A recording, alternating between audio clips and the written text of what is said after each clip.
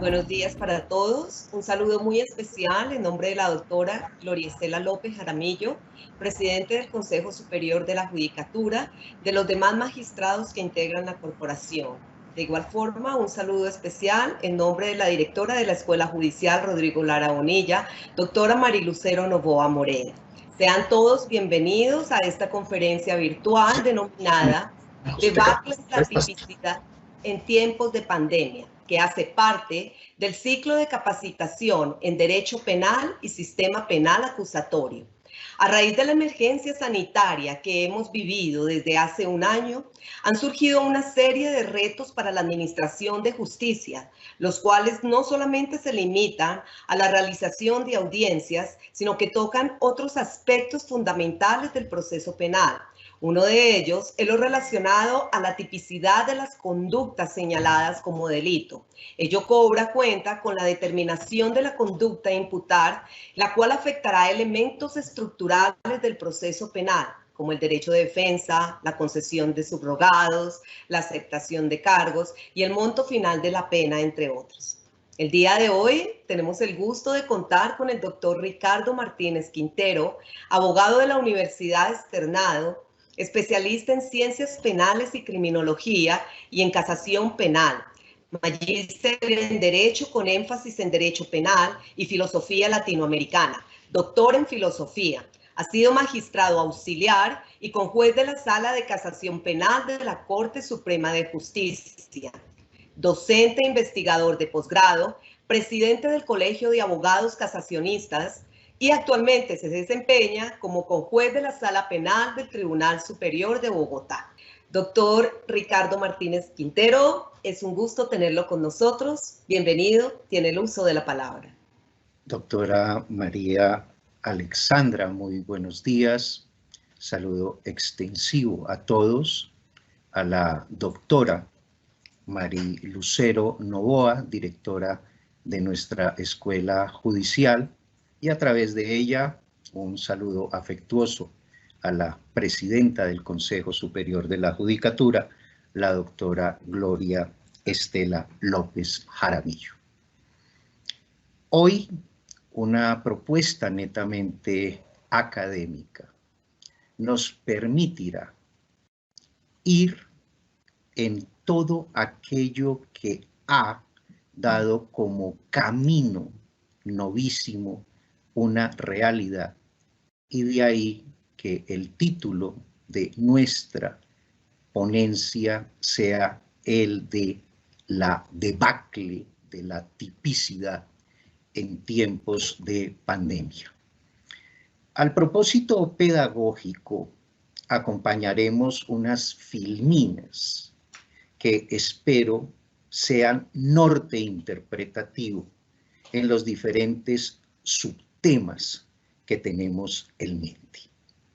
Y hago esta liminar aclaración, habida cuenta que, como lo veremos, hay unos 3 aspectos que son, en nuestra opinión, fundamentales para entender y comprender en qué consiste esa debacle, que desde la sinonimia no es nada distinto a ese desorden que promociona un fenómeno o la inocurrencia en los postulados de aplicación de un instituto, en el caso nuestro, los previstos para el derecho penal a partir del elemento constitucional.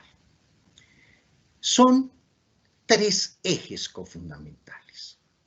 El primero, el del enfrentamiento de esa conocida por todos nosotros teoría general del delito tradicional respecto de su contemporaneidad, y cuáles esas maneras y formas como el derecho penal nuestro viene enfrentando ese suceso a partir del 20 de marzo del año inmediatamente anterior, para en la parte final instarnos en los que para nosotros como consecuencia de lo revisado en los 2 primeros capítulos, más que una tendencia, tiene que ser necesaria e indispensable en su acepción nueva el derecho penal, en el papel que debe empezar a jugar en la construcción de un Estado social de derecho, respetuoso de la vida. Y en esto hago un primer descanso de invitación. Porque, ¿cómo no festejar que hoy, no hace más de 45 minutos, fue aplicada la primera vacuna a una persona que, cualificada y adjetivada por el cumplimiento de su misión profesional, ha de enseñar con ello que el camino por recorrer implica una verdadera responsabilidad social. No lo contrario, como muchos pueden estar interpretando el suceso. Ya no habrá de qué preocuparse. Ya todo empezó a solucionarse a mí y en mi favor. Equívoco grandilocuente. Y es en esta escuela la que su nombre recuerda a uno de mis formadores, a Rodrigo Lara Bonilla. Institución en la que muchas de sus voces fueron de aliento y que hace un par de días celebrábamos 135 años de fundación de una verdadera formación y educación para la libertad. Pero para la libertad en términos de responsabilidad individual y social. El respeto por el otro, la tolerancia, la solidaridad, el peregrinaje conjunto. Aristóteles en su Política sostenía cómo inevitablemente ella era y debería ser ese trabajo en búsqueda incansable del bienestar para la comunidad. Por suerte que el ciudadano era el gobernante y el magistrado permanente. Lamentablemente se produjo esa ruptura en la acepción natural y científica de la política con la aparición de los partidos políticos en formas que lamentablemente han llevado al momento histórico a la judicialización de la política y a la politización de la justicia. Y hago énfasis en esto, sobre todo porque el derecho penal es un derecho cuyo ámbito subyace en símbolos, en estandartes, el mostrario en vitrineo de labor de disuasión, de invitación a la lectura de su contexto, para que con ello el ciudadano advierta no la presión, la fuerza o la intimidación de un paquete normativo, sino de su protagonismo, de su importancia, de su elemento constitutivo de eje dentro del modelo de la sociedad de la cual forma parte. Y es por lo mismo que esa conferencia número 50 que podrán encontrar todos los presentes y en este momento hacedores de un especial auditorio, tendrán alcance a esa omnicomprensión del por qué esa llamada debacle en la tipicidad en tiempos de pandemia. Porque en esa ponencia es donde hacemos hincapié en ese intercambio cambio en el que lo racional, lo necesario, lo urgente, lo constitucional, lo proporcional, lo dado en igualdad y en equidad, tiene que verse aupado por un hecho que en nuestra opinión es el del equilibrio. El equilibrio como guía y orientador de otros de los factores que le son indispensables a la aquiescencia en la formación de una sociedad cuya cultura obedezca a esos cuadros axiológicos en los que la dignidad prevalece. Porque al permanecer como un elemento prevalente la dignidad es porque hay respeto por la vida. En la pandemia, sin lugar a dudas, hay un apremio, hay un riesgo al principal de los derechos que como fundamental es la vida. Y desde esa naturaleza de envoltura, encontramos que el derecho penal debe tener clara su orientación pragmática, su carácter pluralista, su enfoque interdisciplinario, la unidad matricial de sus temas y sobre todo que no abandone la concepción en cuanto al alto relieve de la ontología, la epistemología, la sociología jurídica y la teoría general del derecho. Lo que se traduce en el protagonista mismo del derecho penal. Ese hombre, en términos de conciencia sobre la nada, pero también de conciencia sobre el todo, inteligencia, allí es donde reposa la razón, pensamiento, construcción de la idea, y los otros dos que como factores y como formas mentales auxilian la imagen verdadera del ser humano. Al lado de conciencia, pensamiento, memoria y senso-percepción. Dentro del cuadro cultural, mito, religión, lenguaje, ciencia y arte. Para con todo ello, facilitar la labor hermenéutica, analítica, fenomenológica y crítica. Bien decía a comienzos del año anterior Fernando Sábater, esta pandemia no va a cambiar nada. Los hombres seguirán siendo los mismos, solo que algo peores. Y ciertamente ese algo peores, el escenario y el contexto dentro del que todos tuvimos que llegar para denotar si efectivamente en un juicio racional éramos capaces o no de responder con expresiones de respeto y solidaridad hacia los demás.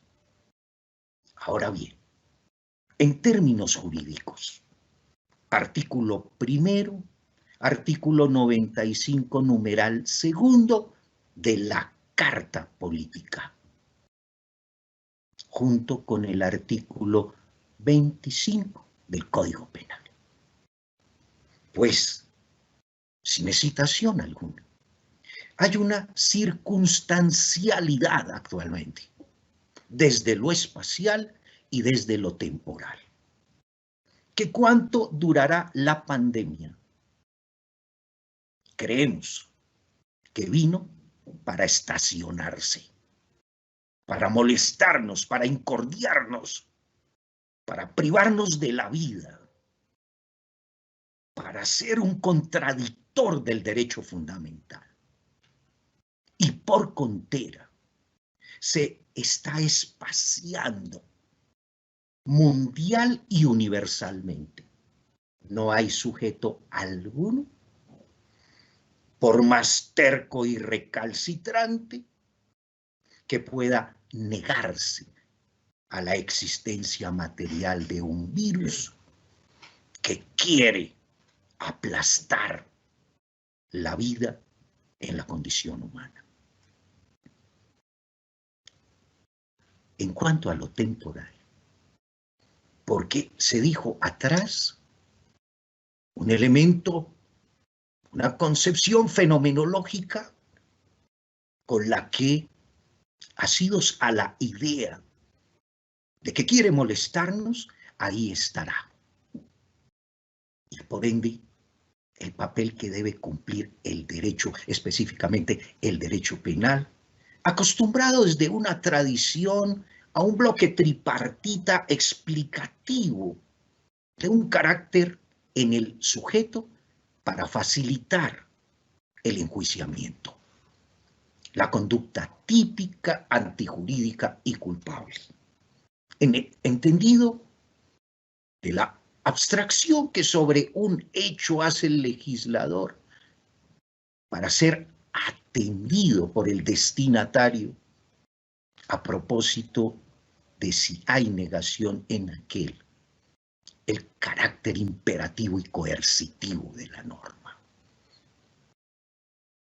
Y como excepciones, el aspecto negativo en cuanto a la figura de la antijuridicidad, lo que justifica la acción o la omisión. A tiempo que esa culpabilidad, y que lo decimos desde ya, creemos que con esta experiencia, ir más allá del dolo, la culpa y la preterintención. Estoy convencido que dentro del trabajo científico en el que está el quehacer filosófico, insisto, más allá del dolo, la culpa y la preterintención, hay en el sujeto un espacio vital de consulta, en su máxima expresión de soledad, donde toma verdaderamente las decisiones en juicio de conciencia.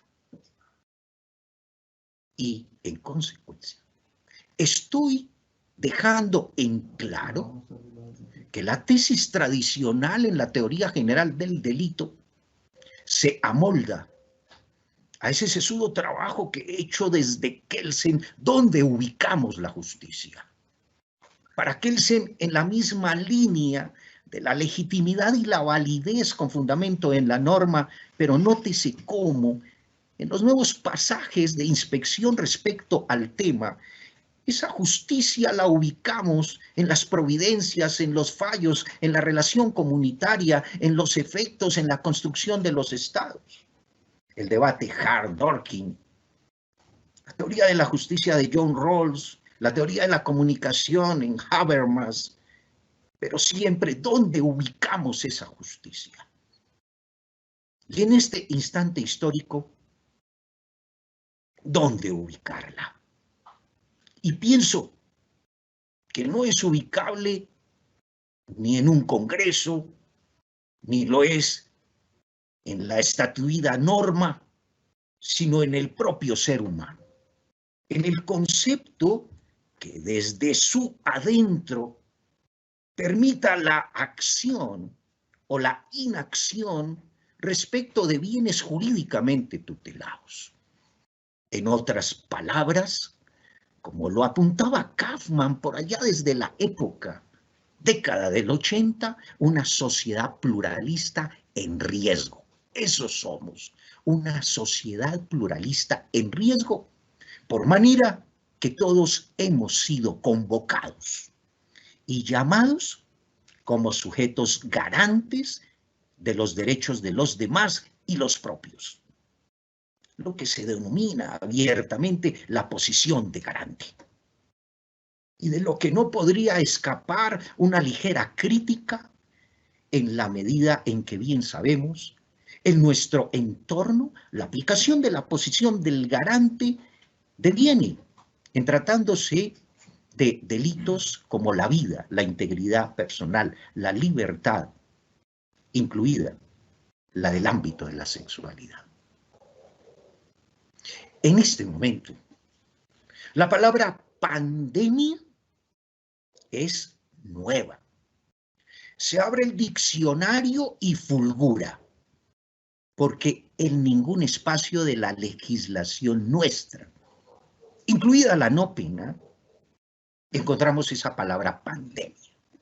Hablamos de epidemia, pero como esa interpretación acerca de la tipicidad en un estado garantista no puede ser de extensión o analógica, tendríamos que advertir una primera deficiencia en cuanto al tema por el que estamos desarrollando la actividad. No hay utilización de la palabra pandemia en la construcción de las normas, pero no podemos convertir tampoco, por similitud o analogía, la palabra epidemia con pandemia, pues como lo veremos adelante, tampoco ha de dejarse por fuera del asunto del debate interpretativo el hecho de cómo la Corte Constitucional declaró inexequible aquella norma en la que se preveía la sanción por la propagación del VIH. Y, guardando las proporciones, habría algo de similitud con aquello, repito que como lo veremos adelante, en instancias de la propagación de un virus. Con esto también invitar al distinguido auditorio a que en la medida que vaya refiriendo sobre estos subtemas, daré a conocer los diferentes artículos en los que trabajo en cuanto a su ligamen con lo que se va indicando paulatinamente. Lo imaginable y lo inimaginable para el hombre lo es todo. Hemos venido viendo películas acerca de los virus, pero el asunto no estaba en lo inimaginable, sino en lo inimaginado. Es decir, ninguno como país, ninguno como sociedad estaba preparado para responder a este virus. Y es por lo que partimos también de ese presupuesto. El trabajo del derecho penal, en su reconocimiento humilde de que no estaba preparado para atender, sin ser cordón suelto, a la forma como habitualmente se decía, siquiera teóricamente, se estaba construyendo el Estado Social de Derecho. Es lo que también en algunos de nuestros trabajos llamamos las borrascas del derecho en el aquí y el ahora. Y algo que venía, sin ser advenedizos, ratificándose a través de nuestro último trabajo en la Universidad La Gran Colombia, las penumbras del pasado en el sistema penal acusatorio colombiano, una hermenéutica retrasada o retardada.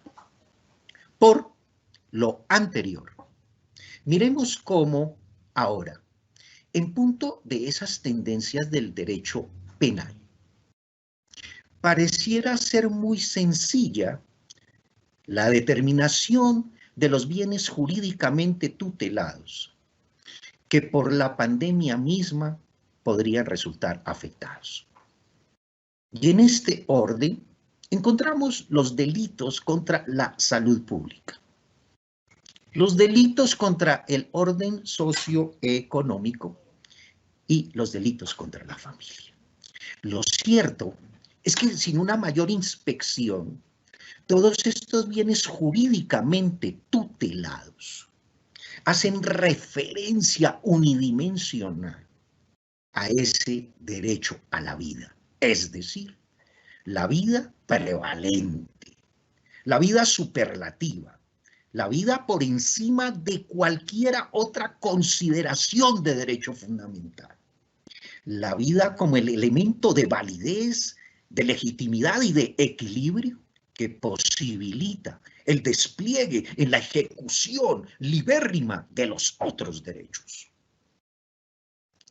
Y de ahí que hubiésemos dispuesto en decir una ampliación de protección actualmente de la sociedad en sí misma, Porque aquel contagiado que no rompe la cadena de contagio resulta ser una persona que afecta a esa sociedad de la que forma parte. Porque bien, en remembranza del origen, por pasaje histórico de los derechos humanos, no podemos desprender de nuestras estudiosas cabezas el momento hermoso en que aquel, en consideración de su poder, dice al Can: ¿qué deseas de mí? Respuesta inmediata: que te quites para que llegue a mí el sol que busco, el sol que nos alumbra a todos. Una sociedad en sí misma, donde algunos, y solo aquellos que hemos atravesado experiencialmente por el impacto del enemigo que busca aniquilar la vida, seríamos los indicados para hacer la pedagogía en empatía por vivencia. El ser, sin ser quizá como el irresponsable, es también una forma de ser para seguir siendo la sociedad. Esa sociedad que también va más allá de los conceptos nimios gráficos porcentualmente dados a unos intereses marcados, porque cada bien jurídicamente tutelado tiene un interés. Pero en la actualidad, ese interés no debe llevar las consignas del egoísmo, del individualismo, sino todo lo contrario. Aquello que tú haces me afecta, aquello que yo hago te afecta, aquello que no cumplimos, aquello que desobedecemos tiene un impacto en nosotros mismos.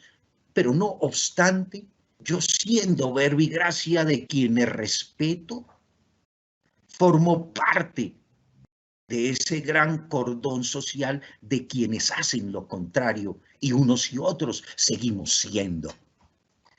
¿Seguimos siendo para vivir o seguimos siendo para ayudarle al enemigo a morir con complacencia? Así las cosas.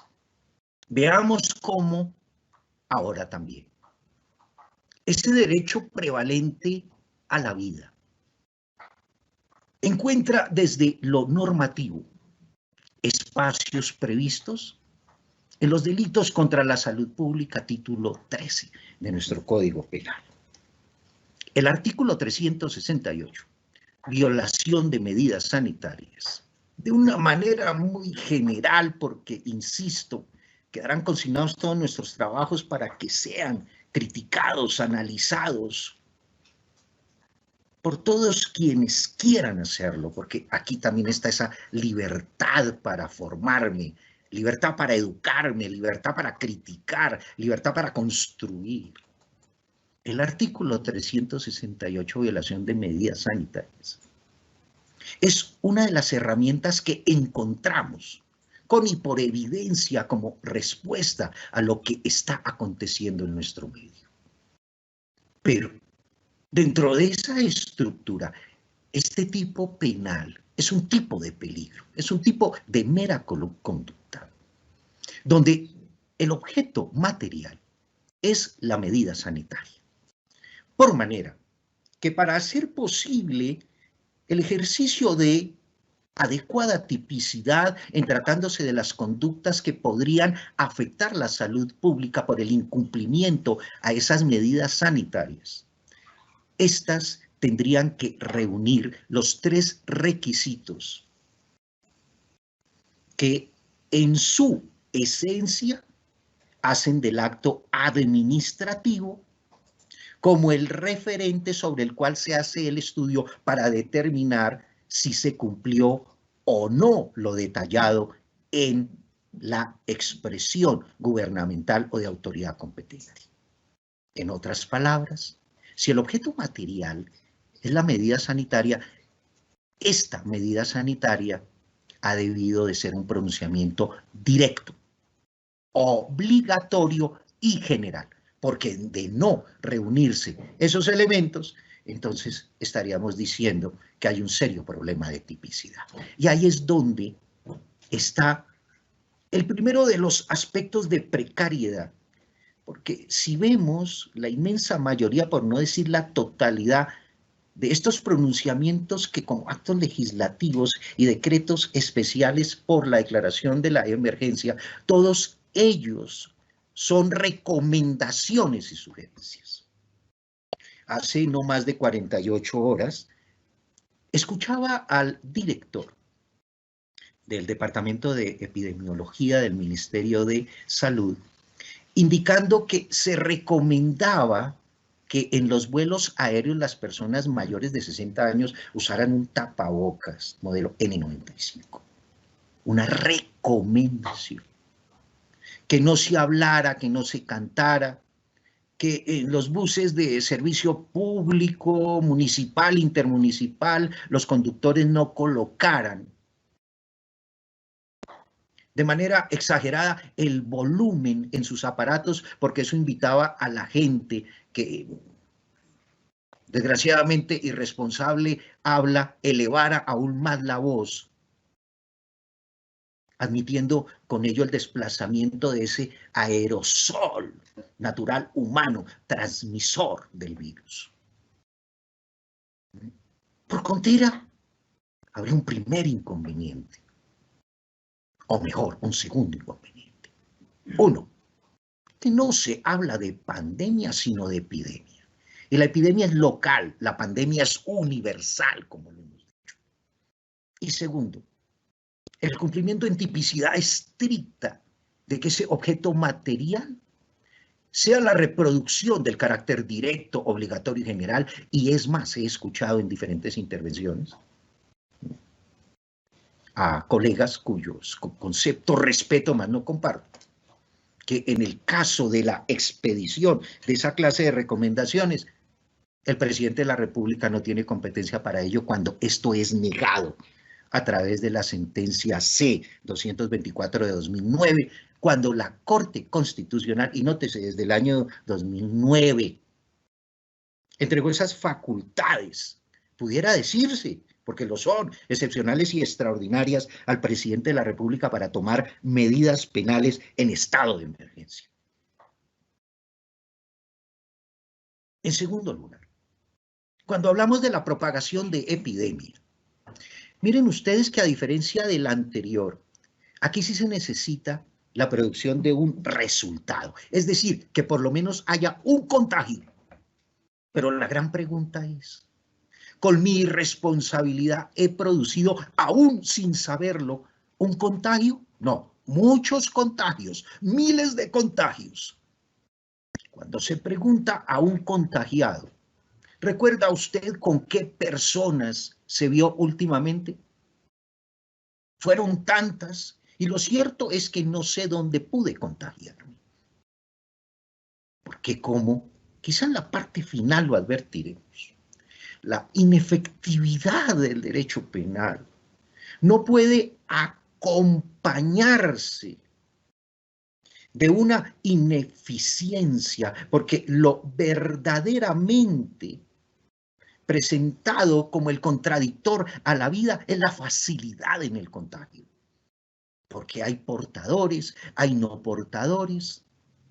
Algunos bajo la esencia de que no tuve síntomas, entonces yo me puse a salvo. Sí, señor egoísta. Sí, señor envidioso. Sí, señor irresponsable. Usted se puso a salvo, pero usted contagió. Usted enfermó. Usted condujo. Usted entregó el pasaporte con su irresponsabilidad a la muerte a otro. Y es que porcentualmente podríamos formularnos esa pregunta. ¿Cuántos hubiéramos evitado el muerte si hubiésemos hecho ecolalia de responsabilidad y solidaridad? Por contra, esta propagación es un ejemplo clarísimo de la necesidad de la lesión, pero no de una lesión exagerada, sino basta con un solo contagio en perjuicio del otro, porque eso es propagar, pasar, dar a otro, transferir, endosar con mi responsabilidad la suerte, dependiendo de tu estado en sistema inmunológico. Porque esta pandemia no solo tiene que ver con lo clínico, con lo médico, con lo genético, con lo inmunológico, sino también con ese buscado nuevo carácter que por su naturaleza va más allá del dolo, de la culpa y la preterintención. Que le hemos dado una denominación muy criticable, pero es solo para que veamos que así como no somos apenas una concepción orgánica, somos toda una entidad de vida, una entidad a través de la cual se hace posible la misma elaboración de los esquemas del Estado. Por eso, el año inmediatamente anterior, en un escrito que titulamos La reparación integral en Colombia, en el último rincón del alma del derecho, la exposición iba orientada a eso, de manera exclusiva. Lo que como sujeto indeterminado soy, me da una mayor obligación. Es que las obligaciones no la tienen solo los gobernantes, que por cierto, incumplida o no, la verdadera esencia de la responsabilidad está en el seno social. Ese seno social que tiene su nacimiento en la familia, como lo veremos ahora. Por ende, miremos ahora esa otra clase de ámbitos en los que se mueve actualmente nuestro derecho penal como respuesta a la pandemia. En el título 10. Como se hace notorio el hecho, el primer título es la vida y la integridad personal, ya los demás son complementarios, si se quiere, le son subsidiarios. Los delitos contra el orden económico, el acaparamiento y la especulación. En el primero de ellos, contenido en el artículo 297, un sujeto indeterminado, pero cuya ejecución del hecho está dentro de unas fronteras de cuantía, 50 salarios mínimos legales mensuales. A diferencia de Panamá, y como creemos afortunado, en el evento del acaparamiento no se deben tener en cuenta cuantías, porque si el sujeto es indeterminado es porque cualquier persona podría estar convocada al acto irresponsable de acaparar en perjuicio de los demás. El acaparar tapabocas, guantes, gasas, elementos de bioseguridad, es decir, de necesaria solidaridad. ¿Y qué no decir en el caso de la especulación? Porque hay un sujeto calificado, donde tendrían que ser mayoristas, distribuidores, productores, con el aditamento o el hecho adicional que entonces se requerirían aquí dos clases de controles. El primero, el control que deriva y que demuestra la calidad del sujeto como mayorista, como productor, como distribuidor. Pero además, y no se pierda esto de vista, que en otras latitudes creemos con igual acierto, no se hace referencia a esos elementos o artículos de primera necesidad, porque esa ha sido sí una respuesta económica, pero no social. Cuando por factores de conveniencia se dice introducimos o no este como un artículo de necesidad, eso es una vocación netamente política, no es social. Y por contera, al igual que en lo anterior, la especulación junto con el acaparamiento mostrarían unas formas típicas que generan más bien es un desorden y hacen imposible la aplicación de una cualquiera medida que pudiera morigerar o enfrentar adecuadamente a la sociedad en estado de pandemia. Lo cierto es que aquí denotamos que realmente hay una búsqueda, pero de protección a la sociedad. Porque ¿a quién afecta el acaparamiento? A la sociedad. ¿A quién afecta la especulación? A la sociedad. A todos nosotros, al común de las personas. No a unos, no a otros, a todos.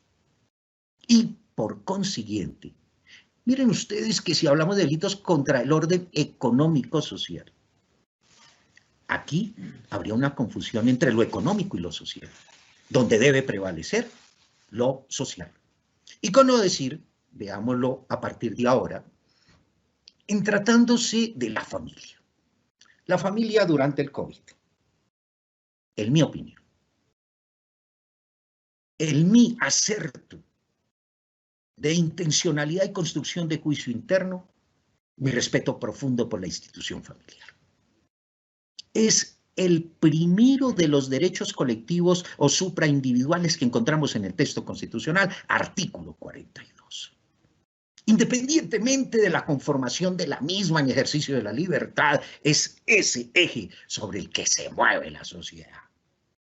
La familia como el encuentro en el hogar del amor, de la discusión, la polémica, pero el todo en la integración de la solidaridad.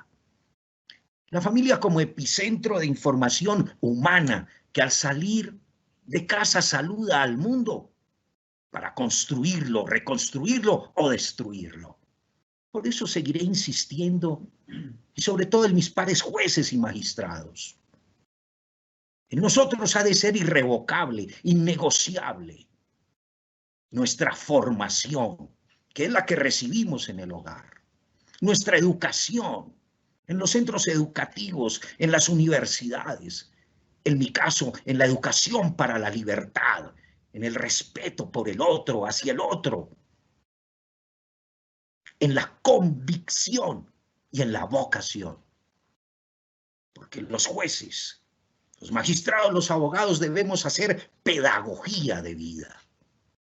Para eso hemos sido convocados y sobre todo a este momento histórico donde no hay importantes, porque todos lo somos. Y es por lo que encontramos en el compendio legislativo nuestro el núcleo familiar. Ley 294 de 1996, artículo 2, donde prácticamente todas esas personas que se vinculan asertivamente a la familia forman parte de ella.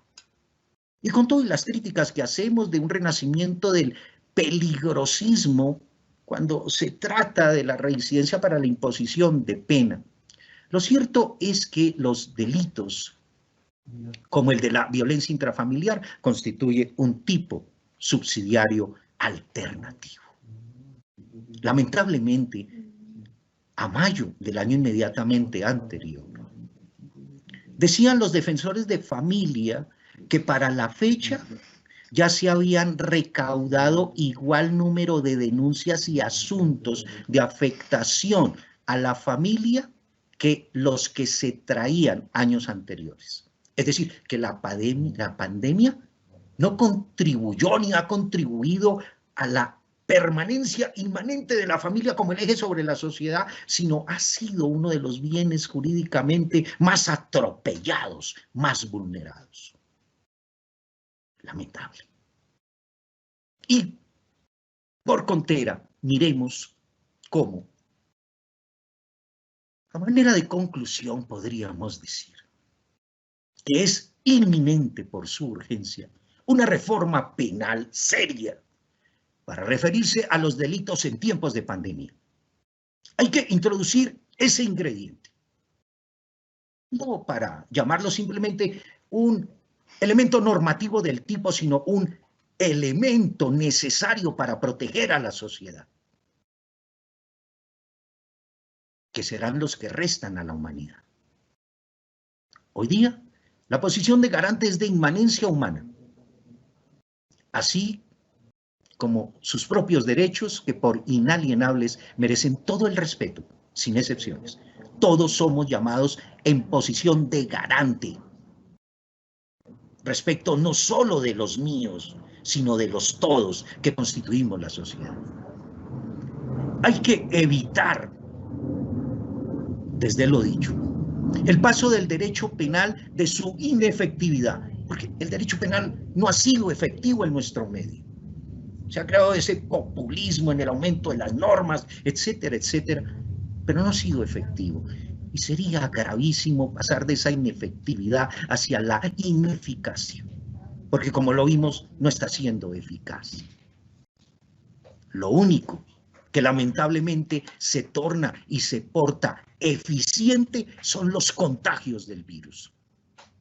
Esos que incrementan con nuestra irresponsabilidad, nuestra falta de sentido común, nuestra falta de amor por el prójimo, los riesgos en contra de la vida de la humanidad, de la vida de todos y la integridad de las personas, porque los aparentemente resultados dados por quienes dicen las estadísticas se recuperan, quedan lisiados.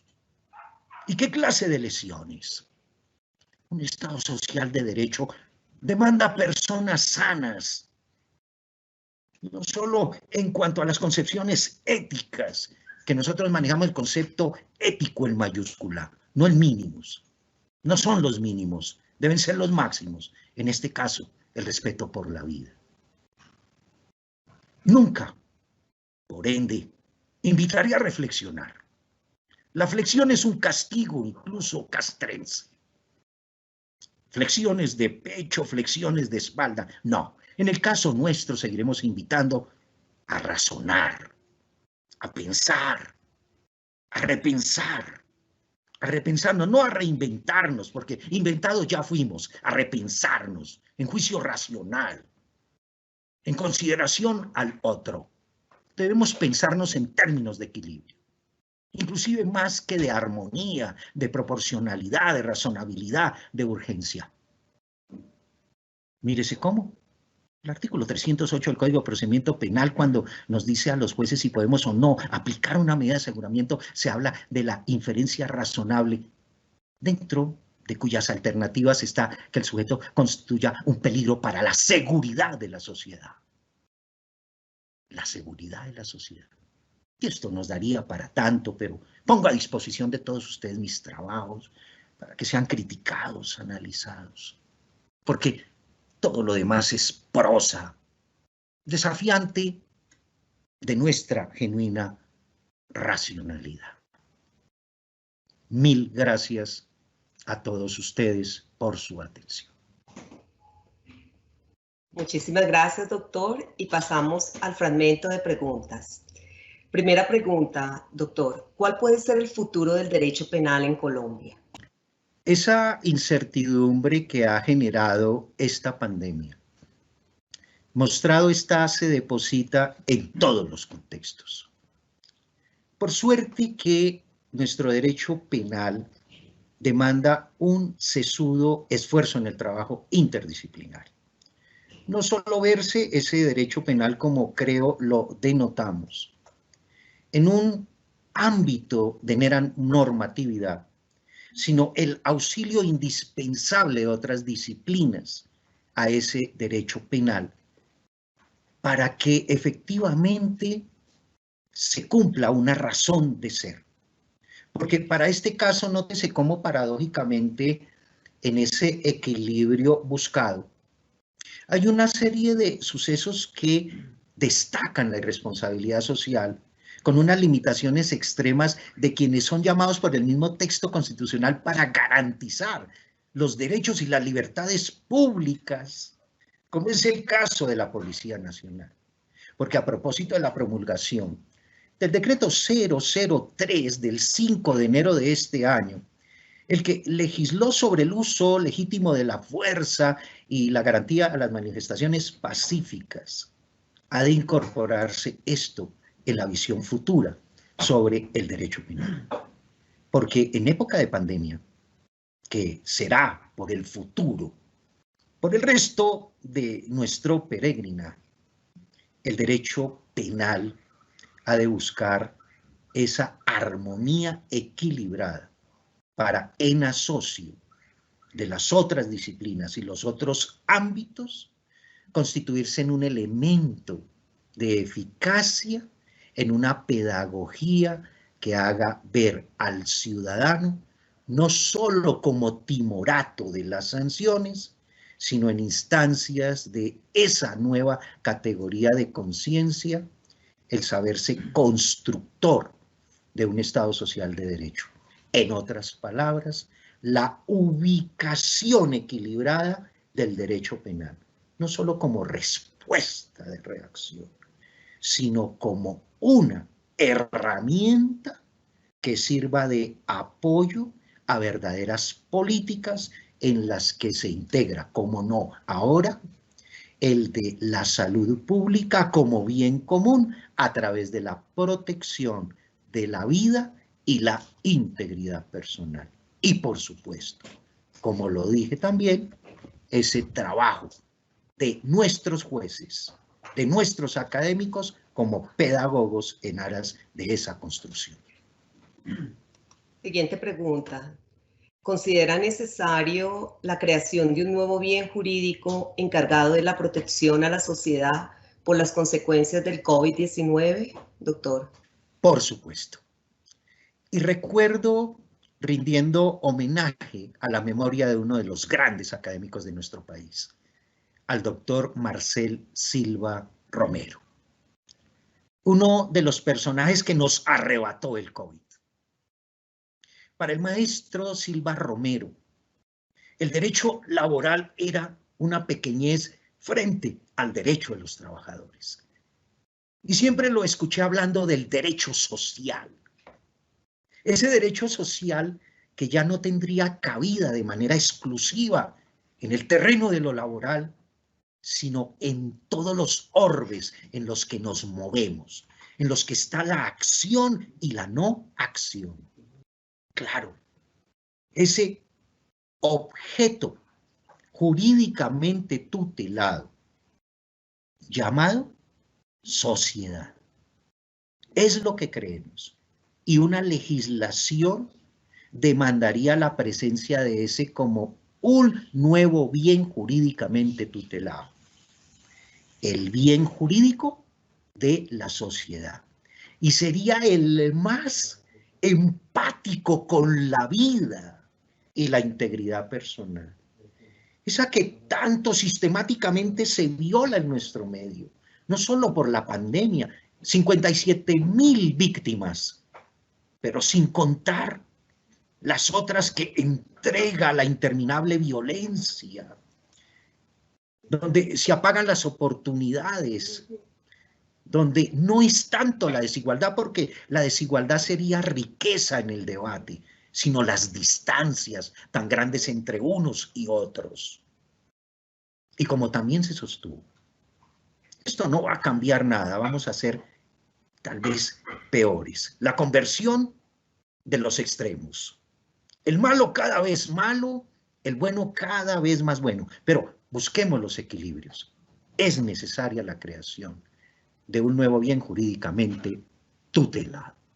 Nuestro agradecimiento especial al doctor Ricardo Martínez Quintero por su clara y ponderada explicación sobre el debacle de la tipicidad en tiempos de pandemia, tema que cobra gran relevancia en estos momentos y que se presenta como un reto para nuestros jueces, fiscales y todos los actores del proceso penal, buscando siempre preservar las garantías de los procesos, su derecho a la defensa y hacer uso de todas las figuras que pueden darse en el marco de la aceptación de cargos o de la colaboración especial que presten a la justicia.